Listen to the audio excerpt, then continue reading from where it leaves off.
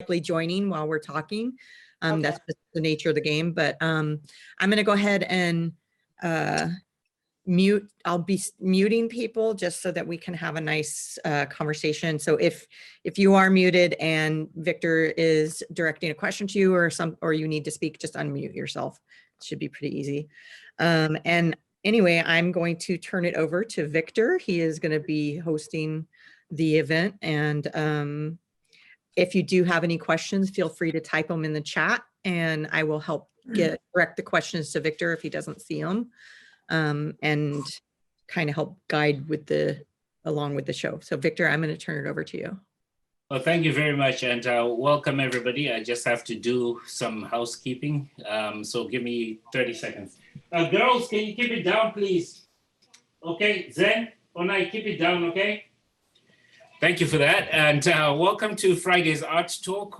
We hold this talk every second Friday of the month, and our talks are stored on the FridayArtwork.com website.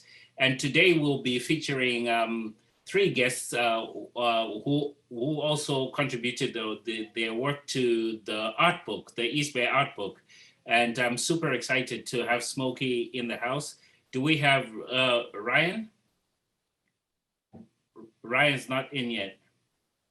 Oh, Chris is also not in. So we have one of our panelists tonight, but before we get into that, my name is Victor Mavedzenge, and I'm an East Bay artist, performer, and also art educator. So I've known Jess and Wes from Studio 23, and now we're working in collaboration with ArtPush.org, who are facilitating all this and putting all this together. So just a big thank you to ArtPush for all the work you're doing, especially the art book, which is super exciting. And I can't wait to hear what Smokey will have to share about the contributions made to the book. And without further ado, if you have any questions, please put them in the chat and we will attend to those as we go along.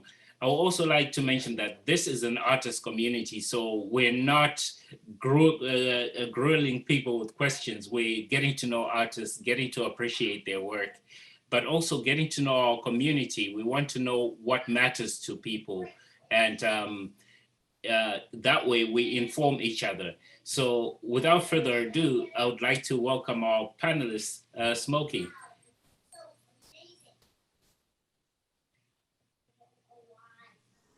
Hey, how are you guys doing? Yeah, I could get some waves. I'm kind of used to this whole thing, the waves, the hello, the silent. I like that. Well, since we only have you at the moment, Smokey, would you like to go ahead and tell us a bit about your background, a bit about your artwork, what inspires you? Okay, cool. Well, my background, I was talking a little bit earlier, in Puerto Rican, grew up in New York. My artwork is actually inspired by both places, honestly. I have some of my work behind me right here. Did I lose someone? Hello? I think I lost Victor. But I have some of the prints as well. This is what's in the book. This is one of the prints, nice big one. They come, I have them in this size as well, but I don't have any copies of this one left. I just have a copy of that. Yeah, there you go. I see it. Yay, that's the one that's in the book. I also have magnets. I'm a hustler. Can't help myself. Also a wood block print. So I just figured I would show all those off. This work is actually created with spray paint, markers. Some of them are done with shoe polish. This particular one has shoe polish in the ears, which I try to use all the materials that we use to do graffiti in the streets of New York. And then the symbol represents Tainos. This one's called Mono, La Rena de Tainos, which is the queen of Tainos, which is the mother of Tainos, the one who gave birth. The original name is Abatale. I'm sorry, I'm a little dry, I guess. And she represents birth. So in the Taino culture, there is these symbols that are drawn all over through these caves, on on like ceramic, like jars and vase and stuff like that. And they all were a way of communication, of communicating to each other, just kind of like the Egyptians have this little hieroglyphic symbols. These were symbols that we used to communicate with each other, because the Tainos were like the traditional Indians of the islands. And that's where my roots come from. And not only Puerto Rico, but they're like Jamaica, Dominica, Haiti, even parts of Florida, a little of New Orleans. You'll see a little traces of these symbols in these areas, even South America, Mexico, that whole little Gulf area that comes around, because the Tainos were traders, trading their products, what they had in their islands with other people in other places, and they would follow the current, the way the water went. And when they canoed, because they were the canoe people that you probably read about in history books and stuff. We're supposed to be extinct, actually, but we're not, obviously, because I'm here. But they kind of rolled around that way, and they traded all their stuff, and they also share their culture. Even there's a little bit of the Mayan culture has a little bit of the Taino culture in it. So they all kind of share their ways, their fruitfulness that they had in each island and also in the mainland. That's where these symbols come from. So this is what I'm trying to represent. But I also wanted to represent my New York lifestyle, which was like graffitiing in the street. This one also behind me is another one, but that's not, I didn't use spray paint for this one. This is one of the only ones I didn't use spray paint. I actually use acrylics and stuff. So I wanted to use those materials to represent that back then, because this is before, 18, I think it was like 1800, BC, even before then, because they can't calculate stone yet. So they don't really know how old it really is, but it's before any settlers from anywhere else came by, was already there. So to me, it's graffiti because it's on the wall, but from like back then. So I wanted to translate that same conversation and put it on canvas, but with the roots that I got to experience in New York, the graffiti that I seen on the streets, growing up and on the trains and all that type of stuff, but also share my culture. So that's how this came about and stuff. And there's Batale right there. So yeah, that's that. And I think that's what inspires me, is really my culture, like trying to share that. I started painting when I was super young. I'm not trained. I trained myself. I took art classes as I got older, here and there, and taking different types of classes. But I just really like to paint what I feel at the moment. Sometimes it might be my own culture, or sometimes it might be someone's portrait, or sometimes it just might be a landscape. But right now, I really want to share my culture because I feel like it's something that people are trying to forget. It was really inspired by our horrible president we had before. When he was throwing paper towels to my people and not even knowing that we were Americans. And that kind of like really took me to the next level with making sure that this gets known. And I just started attacking it like no other way. And I feel like we're the ones that are going to record the history of our people. We're the ones that are going to tell the stories. And if we're not here to tell the stories, then it won't be told. It'll be forgotten and lost. So I feel like this is my job right now to do. That's how I personally feel. So does anybody have any questions about anything? No. I do have a lot of questions. We have a comment, really powerful, evocative, and beautiful. That's from Cheryl. And Jessica is asking, what made you choose these specific colors? Oh yeah, the colors mean a lot to me too. I use a lot of red in my paintings, especially with my Taino pieces. I know these aren't red, but these are more recent. This one not so much, but the ones behind me are a little bit more recent. The reason why I use red, because I wanted to show how much blood was shed with trying to kill our culture off. Like when the settlers came into our island, they literally said to us that we don't need to bring slaves. There's slaves here already. Wow. My family was split up. Like I got cousins in Cuba and my rest of my family in Puerto Rico, because my great-great-grandmother's sister was a little darker in skin, and she was supposed to be taken to the mainland, but for some odd reason she escaped and went to Cuba. So that's how I got family in Cuba as well. I'm not born in Cuba or raised in Cuba, but I have like family members because of that incident that had happened back then. So that's what I'm trying to show with the colors that I'm using. The bright colors is the festivities of who we are. We're like festive people. We're passionate people. We love brightness. The island is bright and full of color. It has so many beautiful colors, like the flowers and the plants and the ocean, all those gorgeous colors, like the blue and the yellow and the pink and the red and the greens. I'm trying to represent what the island looks like to me with the colors. And then also the lines that I have in there, they also are the different paths that people have taken. So that's the reason why I have lines behind her. So. Wow, that's really inspirational. And, you know, you learn something new every day. And it's amazing to see the download we can get simply by speaking to somebody. So thank you so much for that educational and inspirational speech on your history, but also our history, you know, as people going through all this, going through the trauma of what America has been through. And Yeah.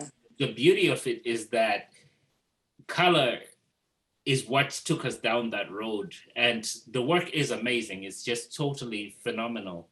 But the question I have for you is, what's your relationship to graffiti, like in urban cities?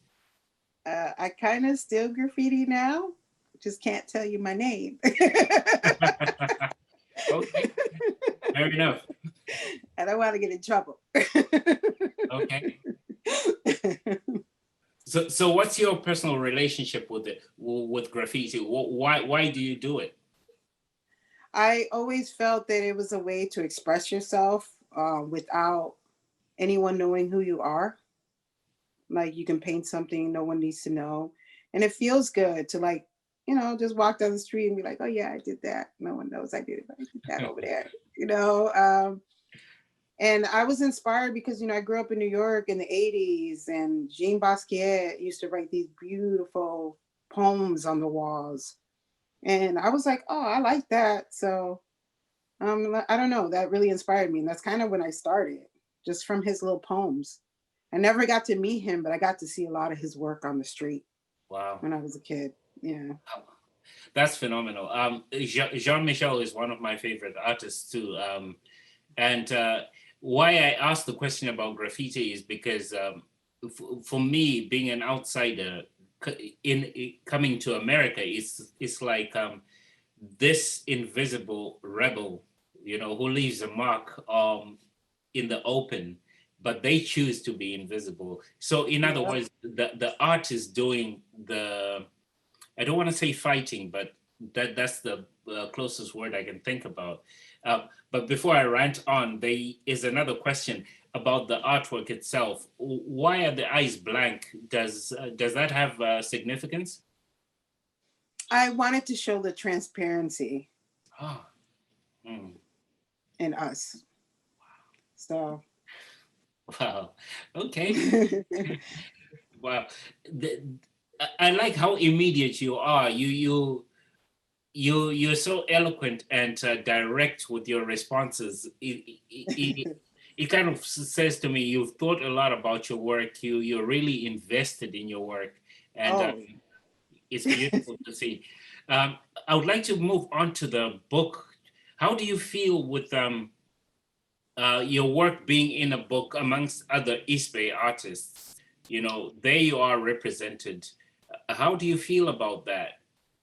Oh, I'm a big person about community and a group of artists being together. I've always kind of been that way. And being able to share my work with others is just a win-win to me. It's just, I don't know, I really appreciate that because, you know, in order for us to even know what different art even looks like or to educate each other, we have to see different art. So in a way, that's kind of like what I'm going to see. I can't wait to see the book. I haven't seen the book in real life yet. So I can't wait to see the book in real life. so I can see everyone else's work and see what everyone else has there in there. Because we're all trying to tell a story, you know. 100 people in one book, that's just a small, tiny part of the Bay. It's not even how massive the Bay can be and how many amazing stories that are out there. So sharing stories together, it's a big thing for me. You know, I come from a big family, so it's like one big old art family. Great. That's how I see it.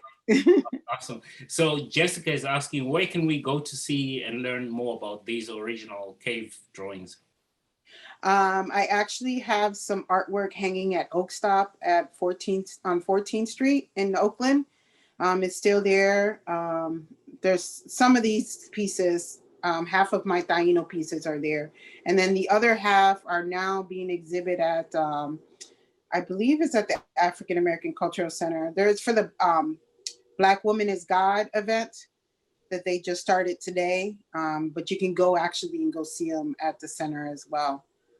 Awesome. So actually the one that you see right here is actually there, and it's huge. You know, it's a little bit bigger than, it's bigger than this one that's behind me. I don't know if you can see this one. Nope. So this is pretty, Wow. but it's the other way. It kind of goes up and it's like that wide, but then it's also tall. So it's a really big painting. I do like painting big. It comes from that graffiti world. So I want to see everything like massive. And Okay. that's how I like to paint. Lovely. Awesome. I love your comment about community and 100 artists being in the book.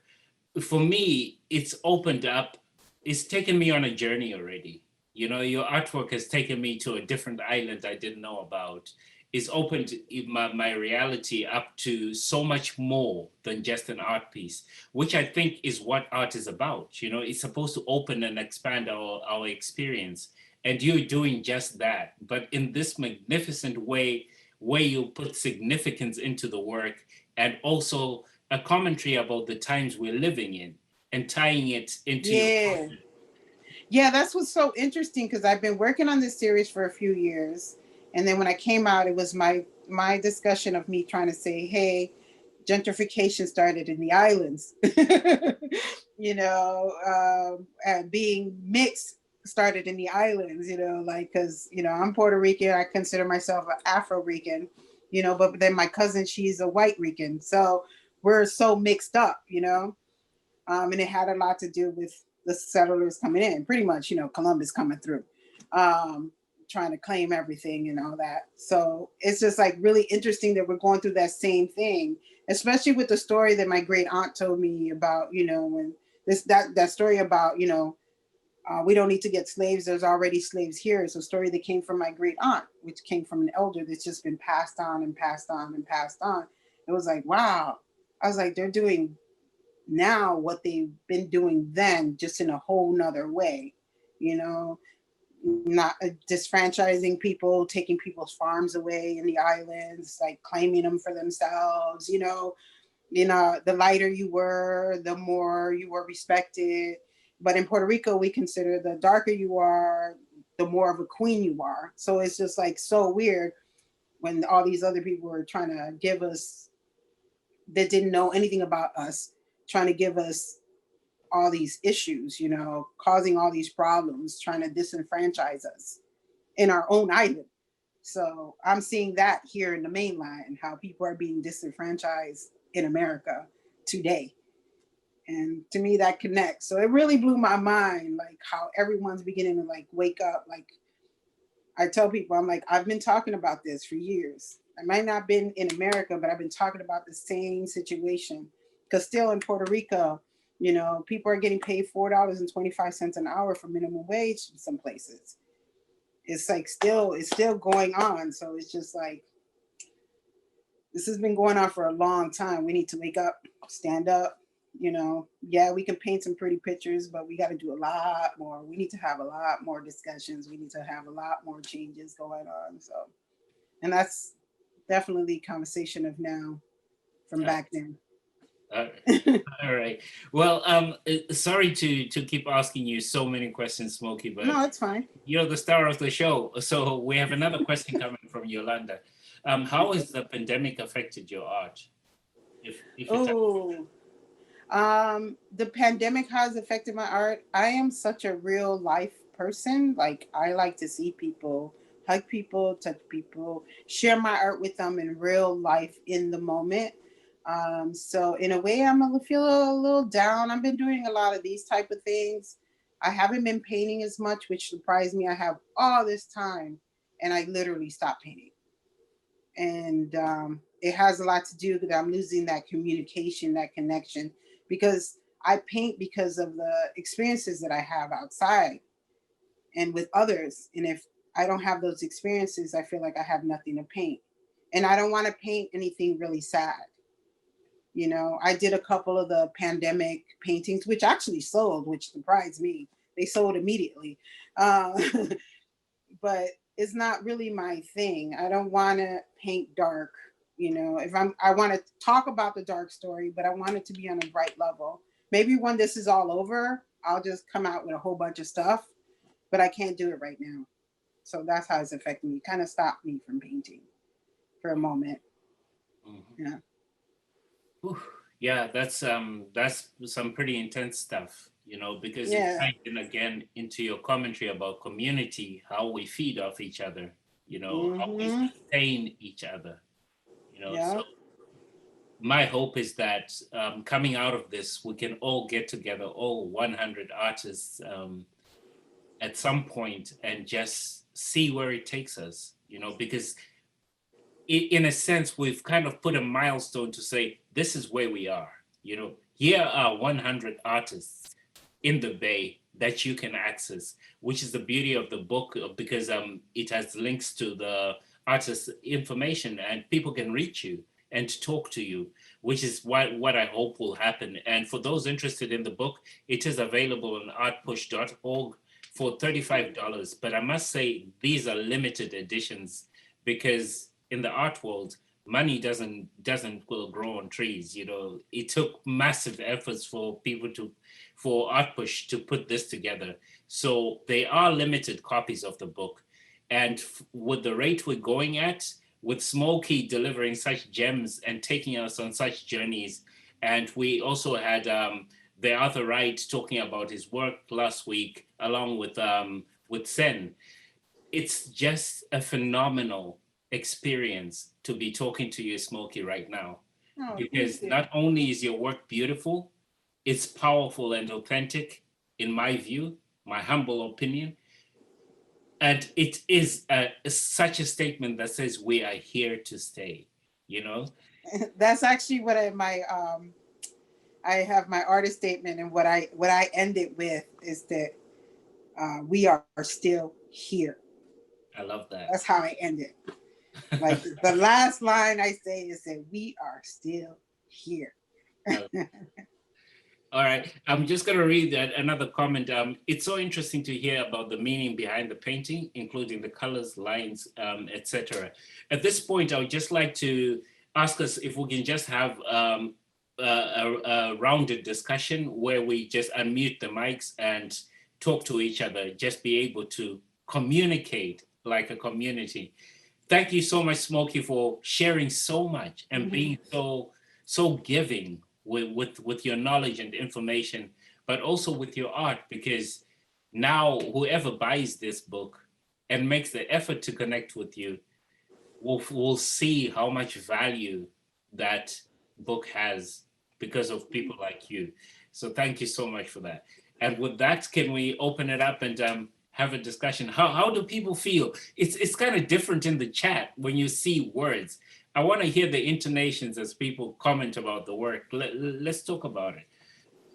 Yeah, please unmute yourself if you have something to say, or just feel free to mute and unmute as you see fit. Yeah, I'm just wondering how Smokey feels about Puerto Rican independence or statehood. That's a question I get asked quite often. If you talk to my elders, they believe in independence. But if you talk to us, statehood, I feel like would help us a lot. I feel like we need to be represented in the House. We don't have a representative right now. Right. Like our Right. votes really don't count. They can count them to death, but they're not. We don't have no electoral votes or nothing. So they don't Yes. really matter as much. They're only for local, really. So Yeah, I I know. personally feel like state. Does that, sorry, has anybody's feelings or opinions changed on that based on recent administrations? No, I think it- The elders still fight strong, so no. It's really the next generation that's going to have to take it to the next level. Yeah, well, hopefully that could happen and bring about some more change. Mm-hmm. Where Yeah, do you think where do you think the separation is between the elders and the younger generation? What makes them both want a different things? The elders still have memories of the past and how all the genocide that happened in the islands. So they feel like America can make it worse, even though they're not benefiting in no kind of way. They cut so many social security, elder programs, and all that kind of stuff in Puerto Rico. They still don't see it. They're still in the past, honestly. And not too many of the, I feel like there's not enough activism going on in Puerto Rico, to make a change. Speaking of that, I'm interested in the combination of art and activism in Puerto Rico. Is there a strong level of activism within at least the art community there? And is art used as activism? Mm-hmm. Yeah. I mean, this just like not too long ago, it's like when the protests that happened not too long ago, that was the biggest thing that ever happened in Puerto Rico in ages. So there's some kind of movement happening, but not enough. Yeah. I'm interested in learning more about the original cave drawings. You said they were 1800 BC? Yeah, 1800 BC, 18 to 1700 BC, yes. Before Columbus, before any of that. There's some new stuff that they just put in the Smithsonian recently. And there's this elder that lives in LA who's actually collecting the language right now. I actually interviewed her right before I did my art show at the African Center. She's a songwriter and she's collecting the language of the Taino language, because we also had our own language. Like my dad still speaks it a little bit. I understand some of it, but I don't know it all. But when I hear someone speak it, I kind of like know where they're coming from, which is not Spanish at all. It's definitely a whole different language, but it's kind of lost because remember, they try to erase everything that we are. So sad when you lose a language, you lose so much of the culture. When Yeah. you lose a language, you have expressions in your language that cannot be expressed any other way, so language is really, really important. Yeah, I wish I would have paid attention to my great grandmother a little bit more and listened to her, because I kind of regret it now, because then I feel like I would have known the language a little bit better. Yeah. It's interesting. No, go on, Chair. Are there any attempts to try and restore or try and preserve the language? Yeah, the woman in LA, she's one of the people who have been traveling around the islands and recording the language from all the different elders and from all the different people that still speak it. So she still speaks it. It's very important. Yes, very it is. important, that is. Can I ask one more question about the cave drawings? Just one more. So are the cave drawings are they more about are they a combination of maybe both stories about your culture and then maybe mixed in with exact the ancestors, this person was born of this person was born of this person, or is it kind of a combination of both, or is it one more than the other? Well, actually it's communication and stories. So like the Batabe that you see, the image that he had popped up there, that's the mother of the Tainos. She's the one that gave birth to the twins, and the twins is this moon in the sky. So, and they usually at war with each other. They say that they're both males, but but everyone considers the moon a female, but it's not. It's actually a male, you know, in our culture. So it's like they all have little stories, but then they're also in communication. I have another one that looks like wavy hands, this little spiral kind of wavy thing going on. It was a way of communicating to the other islands. It was like the weatherman. And the boat, a canoe would go from one island to the other island to let them know that there's a hurricane coming. So if the hurricane was really big, then there'd be a big squirrel. If it was small, then it's just a couple of little wavy hands. So you look in the sand, you say, oh, there's a hurricane coming. So that means run for the hills, you know, or go find cover, you know, because, you know, we got some storm coming through. So there's, in a way, there's some of it was communication. There is some lettering as well. But then some of it was also just symbols that represent like different stories. Did that answer your question? Yeah, absolutely. It totally does. I also wondering, it also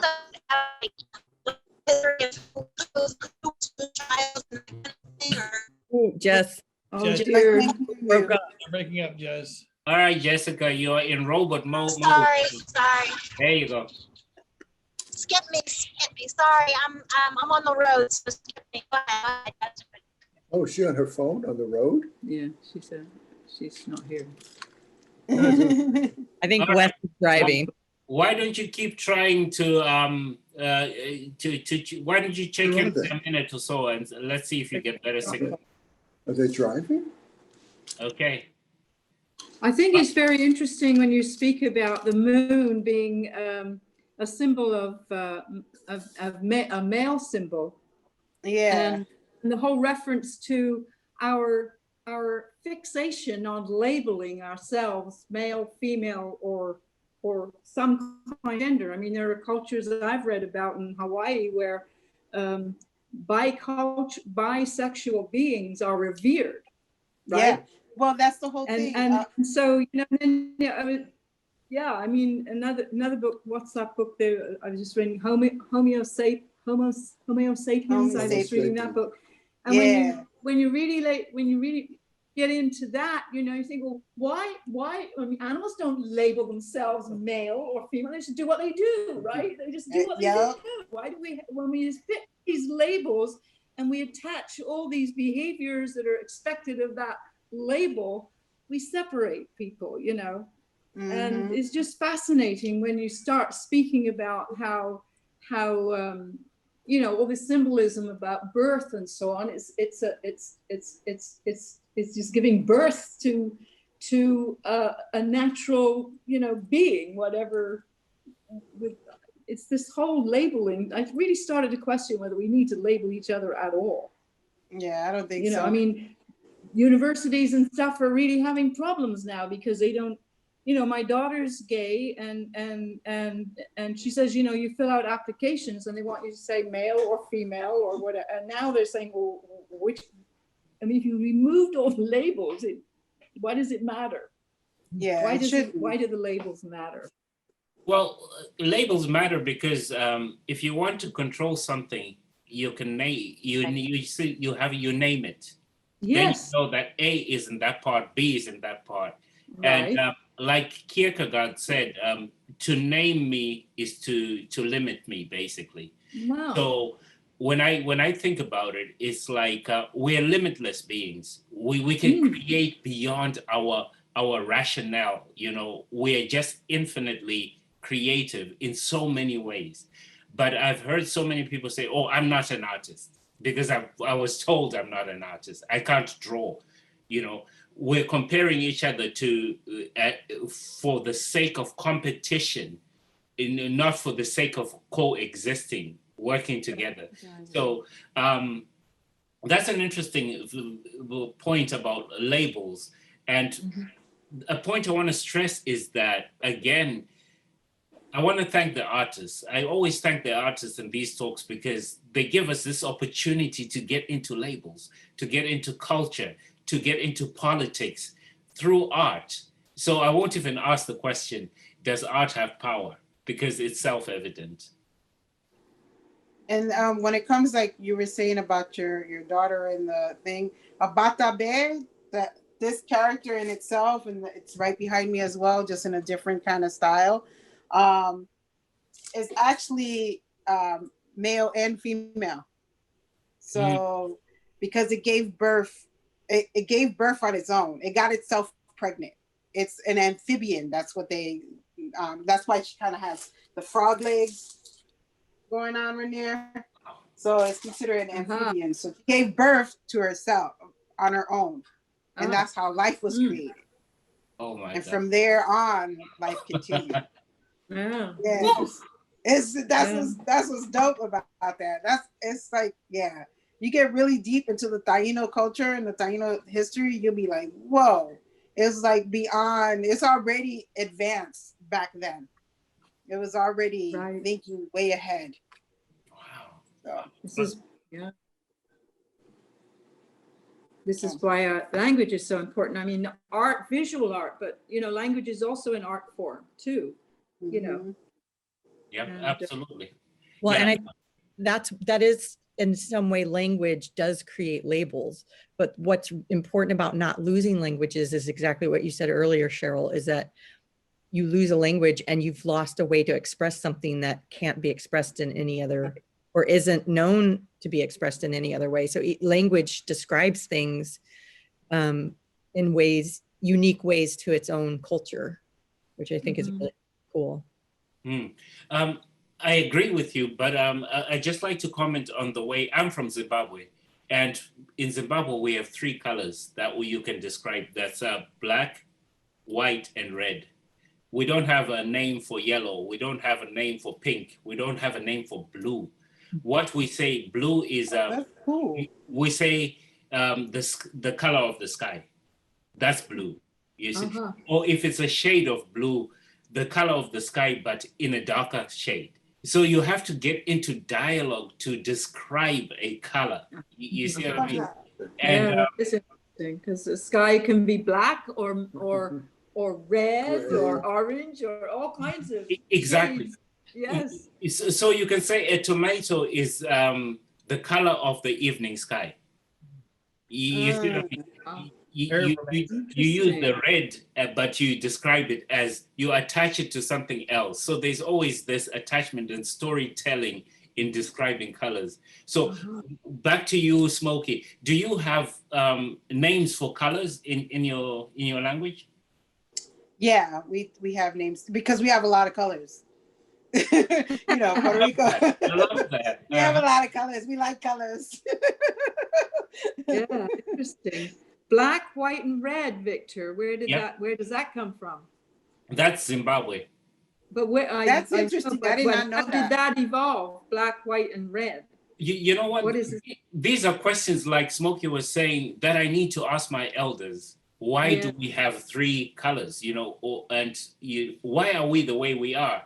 And like you, Smokey, I yearn to speak to people who have lived a fruitful and rich life, to just inform us what life's about, because we miss so much of it because we're caught up in technology, we're caught up in the flashy stuff.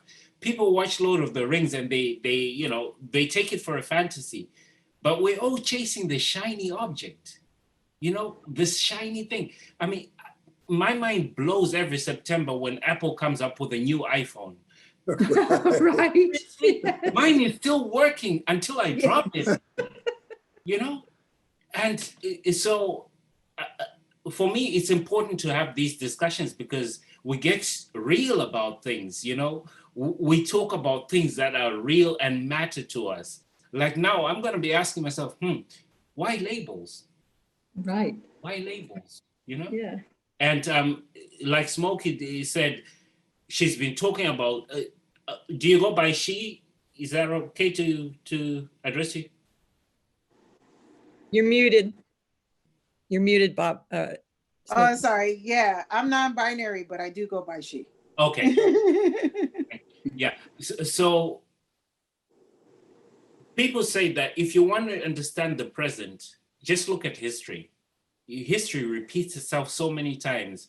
And it just comes in a different coat. And we think, oh, yeah, things are different now. No, they're not really different. Until we have enough female representation in our power structures, we cannot say we are different. But then again, we know why that's challenged. The feminine side of life is what makes life happen. Because there's an intellect, there's survival instincts, there's also developmental instincts in that, which the male instinct does not have. We don't have that, and we need each other to function as a whole. So for me, it's really interesting to see where we are, and your commentary that you've been saying this for a long time, so even the leadership in when it comes to the Taino culture, when the Columbus came through the island, they were very surprised that the woman was the chief of her tribe. Wow. Because and also in our culture, we believe that it doesn't matter if you're female or male. It's about your intelligence and what you can do for the tribe. Do you think that that's one of the reasons it would, I mean, think about any type of culture that was female driven or female dominated was squashed as quickly as it could be. I mean, do you think that that has or does that resonate with the kind of trying to erase of your culture because it seems to have had a strong female leadership? Yeah, I think because the culture respected women just as equally as they respected men. Yeah, I feel that has. I mean, that has a lot to do with my great grandmother's sister leaving because she ran her tribe. Yeah, she escaped because she's refusing to be enslaved because they wanted to take her because they didn't want her to have her community where she had. right. So she has it in Puerto Rico now. I mean, in Cuba now. So it's all good. Or she's had it because she's passed away since then. It's just like my great aunt is out there now. But yeah, it was the same thing. They were trying to erase it there. She decided to escape. And that's sad that that's what we have to do, Yeah. Well, it's the same. It's the same in Christianity. I mean, there's quite a bit of evidence to suggest that Mary Magdalene was actually Christ's chosen one to be to carry forward. I mean, she was his guide and his mentor in so many ways. And there's a lot of evidence to support the scriptures and the some of the scrolls that they have found. Even fairly recently, that was completely squashed. So I think it's happened, over and over again. And it's had to do just all these, ever since, thousands of years since, Wow. It's the fear of the power of the woman, I guess, It's like you were saying there earlier. I mean, imagine you can give life. That's pretty powerful, right? So yeah. Let's not forget the witch trials and here the witch, in the US. exactly, They were powerful women who were accused Powerful of being women, witches. exactly. They were accused of being witches. Right. Oh, Well, that okay. all came from that. Who amongst us saw this coming? I did not see this discussion going this deep and this far. It's just magical what these talks produce. And I've been known to say things that come true in the future. And I just see this as a cultural resource for the Bay Area, because what we produced during the pandemic is phenomenal. I mean, to be able to get this, like this particular talk, where it's so diverse, so rich, and it's so full of substance. I mean, you'd need to go to a university and sign up for a lecture for this type of stuff. So Smokie, thank you so much for your wisdom and just gracing us with your presence. It's so magnificent. And I feel so happy that I've got my 3 books coming. And if you don't have your book, I'm just doing the advertising now. If you don't have your book, please make sure to go to artpush.org and place your order. It's $35. I placed my order. I'm waiting for it. Great. I feel so lucky because I know what the book looks like, you know, and I'm thinking, Oh, gee, great. what if I didn't know what it looked like, you know? I'm so lucky to know what it is. Absolutely stunning. Oh, It wow. is absolutely stunning. Wow. I feel that after all this is said and done, we should push it to become a heritage of the Bay Area, because this is just stunning. People have contributed their artwork, but also their time to spend an hour talking about who they are and what inspires them. But mostly there's been this common thread of bringing community together, just being invested in the area you are and the people around you. So I feel so honored to be part of this and to be surrounded by such beautiful souls, because it gives me hope for another day, and that the future is guaranteed if we pull together. So thank you for that. I want to just thank Smokie for her comment about wanting to paint beautiful things during this pandemic and not get immersed in all of what was going around me, because that's exactly what I did. I go on walks and I come back and I paint based on my walks, and I just did not want to paint. I did not want to paint any at all of the political stuff, but I was feeling quite guilty about that. You know, I was feeling like I did too. I did too. Escape, you know, and yet I just couldn't go there. I just couldn't do it, you know. Wow. And Yeah, I have to say, I mean, there's been definitely a suppression of my creativity during the pandemic. Like, it's just, you know, with so much negativity constantly bombarding you, it can just feel like you just want to curl up and go to sleep or something. But I do have to say that, and I'm still very passionate about this, during the rioting and the protesting and the just all of it, it lit a fire under me, and more so that I was invited to do paintings at the community art healing garden. So it's still, it's taking a negative event and putting a positive spin on it. So here in Alameda, doing pieces for the healing community garden. And then I was very, very, very upset when my Black Lives Matter piece was tagged. And so I had to go fix it. right. But then I was just like, you know, instead of letting it defeat me, I was like, really, you're going to tag it? Then I'm just going to give you a crap ton more pieces to tag. So instead of suppressing me, it made me go out there and just do and push myself, because I've never painted that big before, and I've never painted with spray paint before.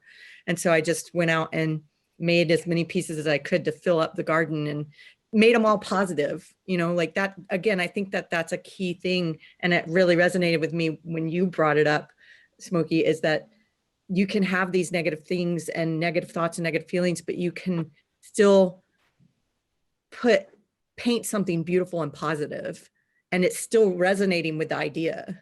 I'm a muralist. I paint murals, and I've been doing it for a living for a while. And I didn't even paint a mural out there. And it's because I can't. It's just like, I just can't. I don't know why. I can't. I kept trying. I literally grabbed my spray cans. I would tag with no problem. When it came down to like try to paint a mural, I just couldn't, because it upsets me so much what's going on. And I just can't. I don't know why. I just can't. It hurts. And sorry, I do want to correct my terms. Tagging is different than vandalism. It was, my piece was vandalized, so it wasn't. Yeah, your piece was vandalized, because if they painted on top of a mural, they vandalized it because it's already painted. Yeah, and I see that all over Oakland. Yeah, it wasn't a creative tag. Like, if it was a tag, it was just a big X. So I mean, it's not. I just wanted to correct that, because I do appreciate the difference between vandalism. Yeah, But I think a real tagger would never destroy somebody else's painting. Exactly. Yeah. Honestly.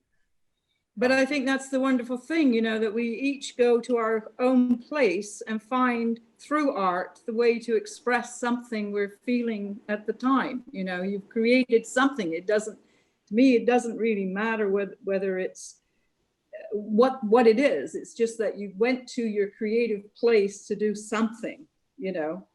And I feel really appreciated to hear you say that, because I just couldn't go to that place, and I'm so glad that others did, because I think the the garden of art is absolutely phenomenal, as well as all the art we've seen all around. You know, it's just absolutely marvelous. You know, I'm so glad you did it. I couldn't do that, but I'm so glad somebody did, you know. I think it flipped kind of people on their heads, you know, like I had my standard things I was always working on and always doing, and, you know, still struggling to get through some of those. It's more like pulling nails than just sitting down and having it flow from me, just because every day there seems to be some sort of blocker or something.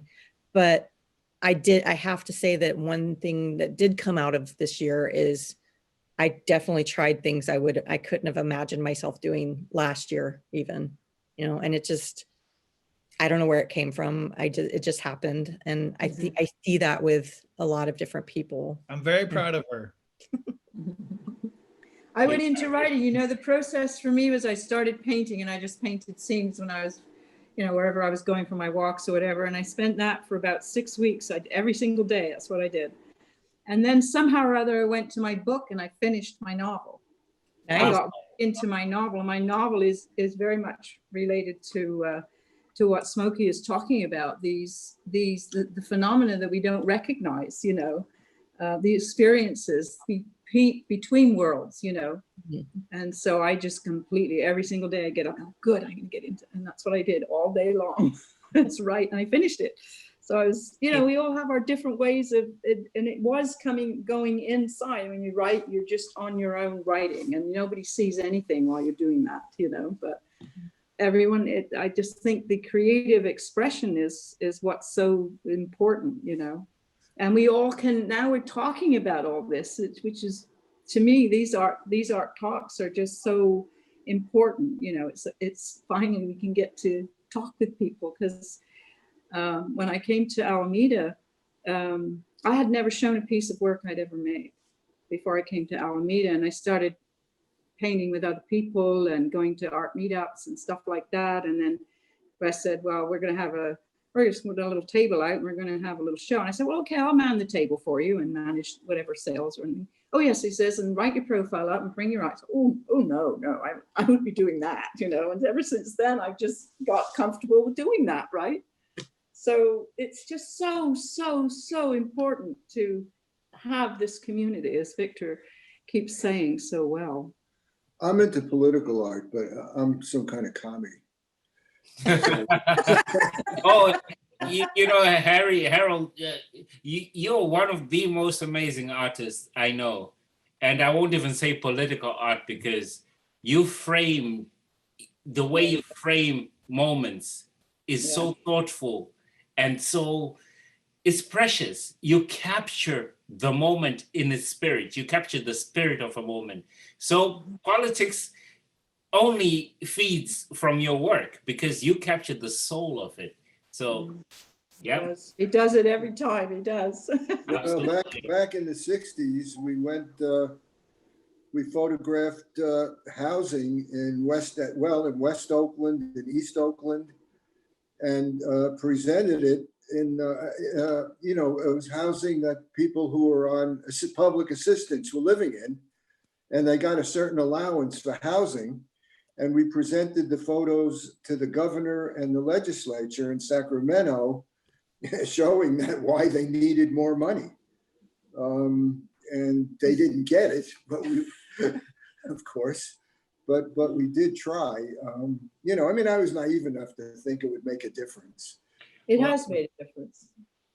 Yeah, I would just like to end it by saying that I just see a comment that David feels like he doesn't belong here. I think you totally belong here, David. In every sense of the word. It's I was about to say the same thing. I read that too. I was like trying to figure out who David was. What? I see you right there. I see you. And I say so. I say so as somebody who was always an outsider, and I've got a lot of people to thank for, who helped me come out of my shell and be me, just be me, because I judged myself a lot. I created a story that was my own story about me, and felt that I didn't qualify to speak in this world.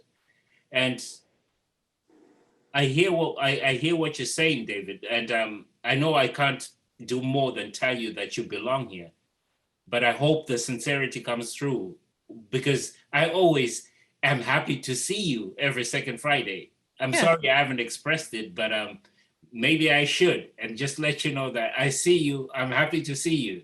And this is what community is about. When you see people you're familiar with, it's more like walking through a crowd and then you're looking for a friend in the crowd. First it's dizzying, but once you spot the friend, everything else disappears but your friend.